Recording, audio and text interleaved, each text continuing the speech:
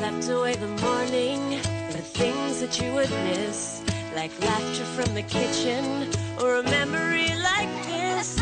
Taburkan mesa seres, taburkan cinta. Orang lain mengira pria ini sedang memperbaiki ban mobilnya, tapi sebenarnya dia hanya berpura-pura. Di bawah mobil itu ada lubang sedalam 15 meter yang mengarah ke saluran air bawah tanah. Di dalam saluran air ini ada perampok yang sedang menggali terowongan menuju ke berangkas bank. Sementara semua orang yang ada di dalam bank tidak menyadari bahwa ada yang mau menembus berangkasnya dari bawah tanah. Tapi saat sedang menggali terowongan ini, mereka baru teringat kalau sudah sampai di dinding berangkas, lantas bagaimana caranya kita membobolnya? Berangkas itu kan punya pintu yang sangat tebal dan tidak mungkin bisa dibuka menggunakan kata-kata. Simsalabim, terbuka. Aku sudah berusaha semampuku.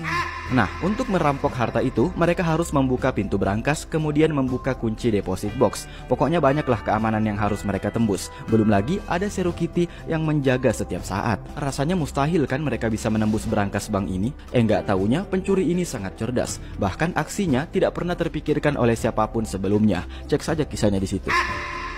Mereka menembus gunung sejauh 11 km agar bisa menyeberang negara. Ya, ini adalah terowongan blank yang membentang sejauh 11 km di bawah gunung setinggi 4 km. Pekerja butuh waktu hingga 8 tahun untuk menyelesaikan terowongan ini. Namun, tahukah panjenengan, di tahun 99 pernah terjadi kebakaran hebat di tengah terowongan ini. Asap tebal menutupi terowongan, sehingga orang-orang yang ada di dalam tidak bisa melihat dan mengalami sesak napas yang luar biasa. Akhirnya, terjadilah kemacetan yang sangat parah. Karena macet, truk pemadam tidak bisa menjangkau kebakaran itu. Semua orang jadi bingung bagaimana caranya memadamkan api yang membara di tengah terowongan itu, sementara tidak ada jalur lain. Mau ditunggu sampai padam sendiri juga tidak mungkin, karena api itu terus menjalar dari satu mobil ke mobil yang lain. Orang-orang yang ada di dalam mobil juga jadi serba salah.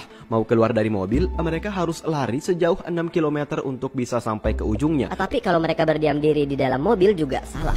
Ada banyak kejadian mengerikan yang terjadi di dalam sana. Mari kita bahas.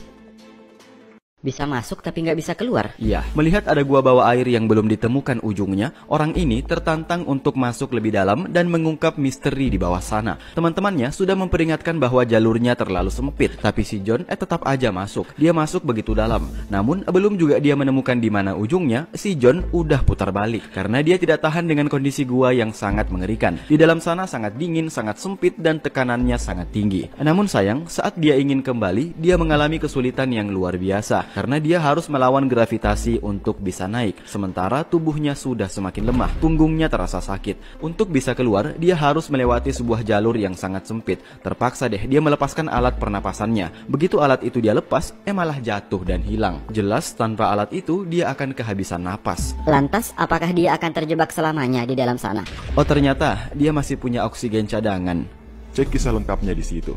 Air yang sangat banyak ini jebol dan tembus ke dalam tambang bawah tanah yang dalamnya lebih dari 1 km. Jadi ceritanya, 9 orang penambang ini sedang menggali di kedalaman 73 meter di bawah tanah. Mereka menggali terlalu jauh, sampai-sampai menembus sebuah tambang lain di sebelahnya yang dipenuhi dengan air bertekanan tinggi. Seketika, 280.000 meter kubik air menyembur ke dalam tambang dan menenggelamkan orang-orang di dalamnya. Untungnya, para penambang ini berhasil bertahan di rongga bawah tanah yang masih ada udaranya. Tapi mereka malah terjebak di situ, sementara air akan terus naik. Makanya mereka harus segera dikeluarkan dari dalam tanah sebelum kelelep. Tapi gimana caranya? Mereka itu berada 73 meter di dalam tanah. Mau dibor juga susah, karena tanah di bawah tambang ini dilapisi oleh batu yang sangat keras. Dan kita juga tidak punya alat bor yang sangat besar. Walaupun kelihatannya tidak masuk akal untuk menyelamatkan mereka, tapi para manusia ini berbondong-bondong memberikan bantuan. Apakah bantuan mereka itu berhasil untuk mengeluarkan si penambang? Intinya ya jangan menyerah. Cek kronologi lengkapnya di YouTube M Akui.